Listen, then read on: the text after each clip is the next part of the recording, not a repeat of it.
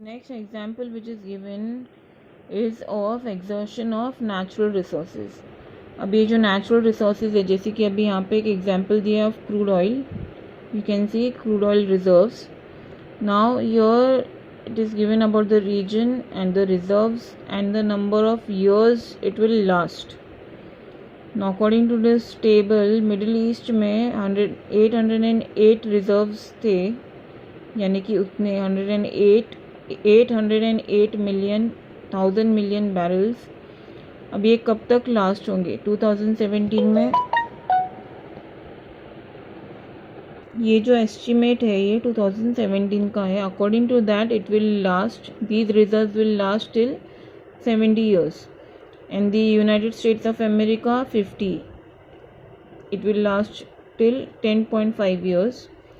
Then the world, in the world it is total 1697,000 million barrels. It will last for about 50.2 number of years. तो according to this, अगर हम इसके साथ population को consider करें, population ever increasing होता जा रहा है, तो इससे क्या होगा, ये रिसोर्सेज जो है वो भी बहुत ही ज़्यादा यूज़ होती जा रही है.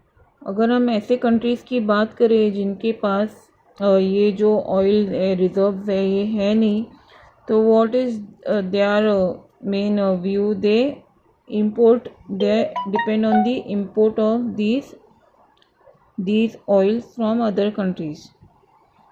Then what happens in this case? They depend on the countries like USA and Middle East and everything. तो if the prices of oil increase, this becomes a burden for everyone. तो इस तरह से क्या होता है, कभी इंपोर्ट की वजह से प्राइसेस बढ़ गए तो क्या होगा, ये एक बर्डन हो जाएगा हर एक के ऊपर. Then there are countries like USA which have low reserves and hence want to secure oil through military और economic power.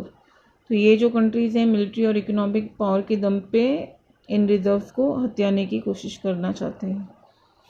Now the question of sustainability of development raises many fundamentally new issues. अभी sustainable development होना चाहिए, सबको एक level चाहिए development का जो ना गिरे ना उतरे बल्कि आगे बढ़े या फिर उसी लेवल पे रहे, पीछे नहीं जाए.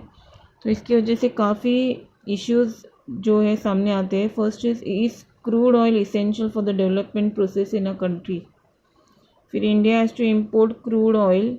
What problems do you anticipate for the country looking at the above situation? तो this is in reference with the natural resources like the crude oil. तो क्रूड ऑयल किस तरह से यहाँ पे इम्पोर्टेंट रोल प्ले कर रहा है for sustainability. Now at the end we see that consequences of environmental degradation do not respect national or state boundaries. This issue is no longer region or nation specific. यानी कि जो भी environmental degradation के consequences होते हैं वो किसी भी नेशनल या स्टेट बाउंड्रीज तक सीमित नहीं रहते, पूरे कंट्रीज़ को या फिर पूरे वर्ल्ड को इफ़ेक्ट और उसका इम्पैक्ट पड़ेगा. तो our future is linked together, right. अभी सबसे अच्छा और best example is what we are facing now, that is the कोविड-19. तो हुआ ये चीज़ एक जगह पे शुरू, लेकिन क्योंकि ऐसी चीज़ें जो नेचर से रिलेटेड होती है वो किसी बाउंड्री या किसी स्टेट या कंट्री को नहीं मानती, it spreads all over evenly. तो इससे जो है पूरी कंट्री को इफ़ेक्ट हुआ है, इसका पूरा इम्पैक्ट जो है पूरे वर्ल्ड पे देखा गया है. तो our future is link together. तो जो भी क्राइसिस आते हैं पूरे वर्ल्ड को बेयर करना ही पड़ता है. Now sustainability of development is comparatively a new area of knowledge in which scientist, economist, philosopher and other social scientist are working. तो ये सारे जो लोग हैं they are working towards this sustainability, यानी कि डेवलपमेंट को हम कैसे आगे लेके जाए या फिर उसे बरकरार रखें.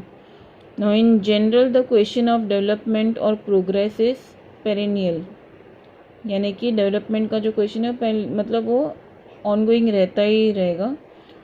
At all times, as a member of society and as individuals, we need to ask where we want to go, what we wish to become, and what our goals are. So development does not stop here. There are many other more issues and debates which will be going for ever, and it will continue.